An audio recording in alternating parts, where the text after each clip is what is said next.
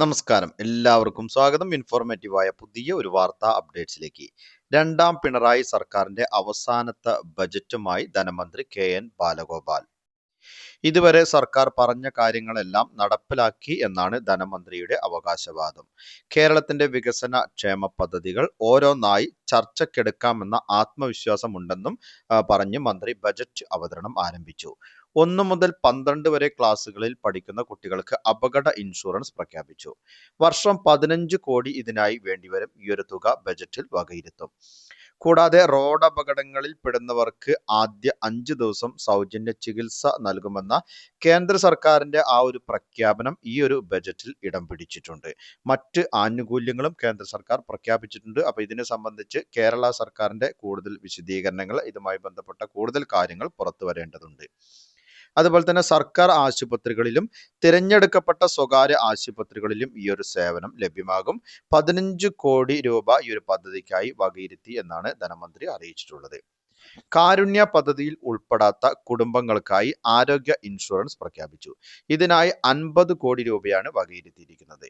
ക്ഷേമ പെൻഷൻ നൽകാനായി 14,500 കോടി രൂപ വകയിരുത്തി. അടുത്ത സാമ്പത്തിക വർഷത്തേക്കാണ് ഈ ഒരു തുക. കൂടാതെ ഓട്ടോറിക്ഷ മേഖലയുടെ ഉന്നമനത്തിനും പരിസ്ഥിതി സൗഹൃദ ഗതാഗതത്തെ പ്രോത്സാഹിപ്പിക്കുന്നതിനുമായി പുതിയ പദ്ധതികൾ ബജറ്റിൽ പ്രഖ്യാപിച്ചു. പഴയ പെട്രോൾ, ഡീസൽ ഓട്ടോറിക്ഷകൾ പൊളിച്ച് പകരം ഇലക്ട്രിക് ഓട്ടോറിക്ഷ വാങ്ങുന്നവർക്ക് 40,000 രൂപ ഒറ്റത്തവണ സ്ക്രാപ്പേജ് ബോണസ് നൽകുമെന്ന് ധനമന്ത്രി കെ.എൻ. ബാലഗോപാൽ അറിയിച്ചു. കൂടാതെ ഈ ഓട്ടോ വാങ്ങാൻ ബാങ്ക് വായ്പ എടുക്കുന്നവർക്ക് പലിശയിൽ 2% ഇളവും സർക്കാർ വാഗ്ദാനം ചെയ്യുന്നുണ്ട്. മറ്റു പ്രഖ്യാപനങ്ങൾ എന്ന് പറയുന്നത് അംഗൻവാടി വർക്കർമാരുടെ പ്രതിമാസ വേതനം 1000 രൂപ ഉയർത്തി. കൂടാതെ ഹെൽപ്പർമാരുടെ പ്രതിമാസ വേതനം 500 രൂപയായും ഉയർത്തിയിട്ടുണ്ട്. ആശാ വർക്കർമാരുടെ പ്രതിമാസ വേതനം 1000 രൂപയായി ഉയർത്തി. പ്രീ പ്രൈമറി അധ്യാപകരുടെ പ്രതിമാസ വേതനത്തിലും 1000 രൂപയുടെ വർധനവുണ്ട്. സ്കൂൾ പാചക തൊഴിലാളികളുടെ പ്രതിദിന വേതനത്തിൽ 25 രൂപ വർദ്ധിപ്പിച്ചിട്ടുണ്ട്.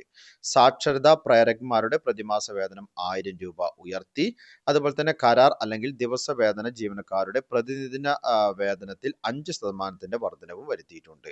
പത്രപ്രവർത്തക പെൻഷൻ പ്രതിമാസം 1500 രൂപ വർദ്ധിപ്പിച്ചു. വീടുകളിൽ ഒറ്റപ്പെട്ട് കഴിയുന്ന മുതിർന്ന പൗരന്മാർക്ക് തുണയാകാൻ തദ്ദേശ സ്വയംഭരണ സ്ഥാപനങ്ങളുടെ കീഴിൽ സന്നദ്ധ വളണ്ടിയർമാരുടെ സേവനം ലഭ്യമാക്കുന്ന പുതിയ പദ്ധതിയും ബജറ്റിലുണ്ട്.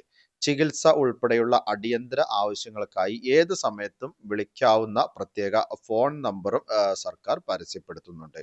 62 ലക്ഷം പേർക്ക് മുടക്കമില്ലാതെ പ്രതിമാസം 2000 രൂപ ക്ഷേമ പെൻഷൻ ഉറപ്പാക്കുന്നതിന് 14,500 കോടി രൂപയാണ് വകയിരുത്തിയിട്ടുള്ളത്.